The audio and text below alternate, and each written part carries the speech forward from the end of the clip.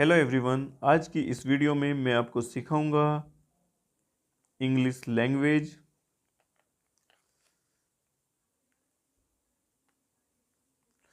And introduce कराऊंगा उसकी grammar से।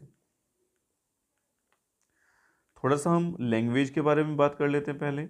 देखिए, लैंग्वेज एक ऐसा मीडियम होता है जिसके द्वारा हम अपनी विचारों को, अपनी बातों को दूसरों के साथ कम्युनिकेट करते हैं, या कहें कि लैंग्वेज एक ऐसा साधन है जिसके द्वारा हम अपने विचारों को दूसरे व्यक्ति के साथ कम्युनिकेट करते हैं या आदान प्रदान करते हैं।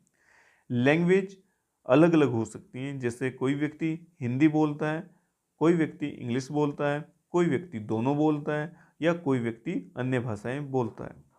लेकिन लैंग्वेज को हम सही प्रकार से बोलना, उसको सही प्रकार से लिखना, उसको जो ज्ञान कराता है वो कराता है उसकी ग्रामर।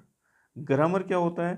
किसी भी लैंग्वेज को सही प्रकार से लिखना और बोलना, जो उसकी नॉलेज होती है, जो उसके रूल्स होते हैं, उनको फॉलो करना जरूरी होता है, तभी हम उस लैंग्वेज को सही प्रकार से बोल और लिख पाते हैं। तो सबसे पहले हम बात कर लेते हैं इंग्लिश लैंग्वेज जो है उसका बेसिक स्ट्रक्चर क्या है। तो बेसिक उसका जो यूनिट होती है वो होती है उसके लेटर्स, जिनको हम अल्फ़ाबेट्स भी कहते हैं। क्लियर? और अल्फ़ाबेट्स की जो संख्या होती है वो होती है 26। कौन से होते हैं आपको मालूम होगा? वो होते हैं ABCDEFGHIJKLMNOPQ, R, S, T, U, V, W, X, Y, Z। देखिए, ले आपकी जो ये वीडियो है थोड़ी सी लंबी हो सकती है, लेकिन आपको स्टेप बाय स्टेप पूरी ही जानकारी मिलेगी। देखिए, 26 लेटर हमारे पास हो गए। अब इन 26 लेटर्स को हम दो हिस्सों में डिवाइड कर सकते हैं। फर्स्ट ग्रुप होता है जिनको हम बोलते हैं वोवल्स, एंड सेकंड होता है कॉन्सोनेंट्स। जो ये 26 लेटर्स हैं उनमें से वोवल्स होते हैं 5, और कौन से होते हैं? A, E, I, O and U। और बाकी इनको छोड़कर जो भी हमारे पास लेटर्स हैं वो हमारे कहलाएंगे कॉन्सोनेंट्स, और उनकी संख्या होती है 21। क्लियर हो गया? इसको लिखने की कोई रिक्वायरमेंट नहीं है क्योंकि हम पहले से लिख चुके हैं। A, E, I, O, U हमारे पास वोवल्स होते हैं, और बाकी जो बचे हुए हैं वो हमारे पास कॉन्सोनेंट्स होते हैं। क्लियर हो गया होगा? Very good. अब आगे चलते हैं। अब बात करते हैं वर्ड्स की। देखिए, जो 26 लेटर्स हमने अभी आपको बताया, जिसमें से 5 वोवल्स हैं और बाकी 21 कॉन्सोनेंट्स हैं, इनके मिलने से हमारे पास क्या बनता है? वर्ड बनता है। और वर्ड क्या होता है? जैसे फॉर एग्जांपल हम लिखते हैं CAT, कैट, और कैट का आपको मतलब पता ही होगा, बिल्ली बोलते हैं इसको। क्लियर? ठीक है। तो हमारे पास क्या होता है? जो वर्ड्स हैं किससे बनते हैं? जो इंग्लिश लैंग्वेज के लेटर्स हैं उनको एक सही ऑर्डर में लिखने से हमारे पास क्या होता है? वर्ड बनते हैं। और लेकिन यदि इसको हम इसे ऐसे लिखें TCA, तो ये कोई वर्ड नहीं है क्योंकि इसका कोई मीनिंग नहीं है। तो ऐसे कॉम्बिनेशन जिनका कुछ मीनिंग होता है, प्रॉपर मीनिंग होता है, मीनिंगफुल होते हैं, उन्हीं कॉम्बिनेशन को हम वर्ड बोलते हैं। अब हमारे पास जो इंग्लिश लैंग्वेज में होते हैं, जो वर्ड्स होते हैं वो 2 लेटर्स वाले हो सकते हैं। क्लियर? 2 लेटर्स वर्ड हो सकते हैं। बता सकते हैं आप? वेरी गुड, बताएं आप जल्दी से। On, eat, in, at. इसी तरह से 3 लेटर्स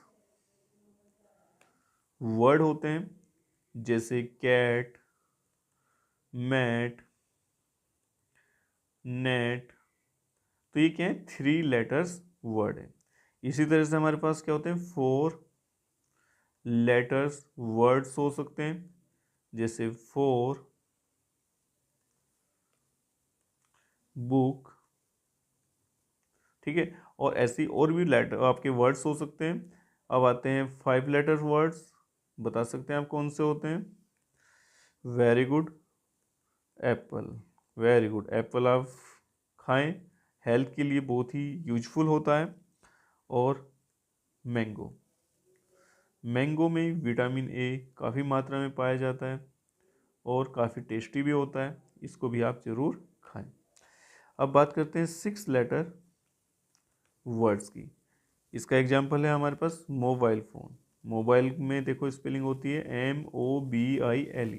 कितने लेटर्स हैं? 1 2 3 4 5 6। Clear, okay. सेकंड है विंडो। तो ये हमारे पास क्या हो गए?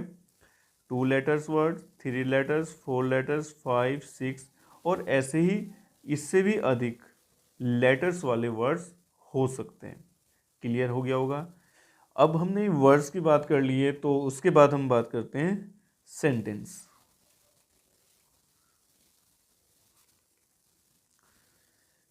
सेंटेंस क्या होता है?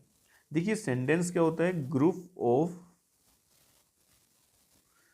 वर्ड्स होता है विथ कंप्लीट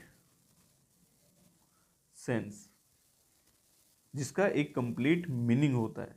जो लेटर्स थे हमारे पास उनका कोई मीनिंग नहीं था अपने आप में, लेकिन उनको मिलाने से वर्ड्स बने। वर्ड्स का अपना कुछ मीनिंग होता है, लेकिन जब हम ग्रुप ये वर्ड्स को एक प्रॉपर ऑर्डर में अरेंज करते हैं जिसका कि कोई कंप्लीट मीनिंग होता है, तो उसको हम बोलते हैं सेंटेंस। जैसे Mohan is eating a mango. Mohan एक आम खा रहा है। तो यहाँ पर देखिए मोहन एक अपने आप में वर्ड हो गया, इज अपने आप में वर्ड हो गया, ईटिंग अलग वर्ड हो गया और मैंगो एक अलग से वर्ड हो गया। ए यहाँ पर एक आर्टिकल हो गया। तो मोहन एक नाम को रिप्रेजेंट कर रहा है, इज वर्ब है, ईटिंग ये भी वर्ब है, ये आपका इज हेल्पिंग वर्ब थी, ये आपकी मेन वर्ब हो गई, ये आर्टिकल हो गया। और मैंगो एक नाउन है जो कि हमारे पास एक ऑब्जेक्ट भी है। आप कह सकते हैं कि मोहन क्या खा रहा है? मैंगो खा रहा है। मोहन एक मैंगो खा रहा है।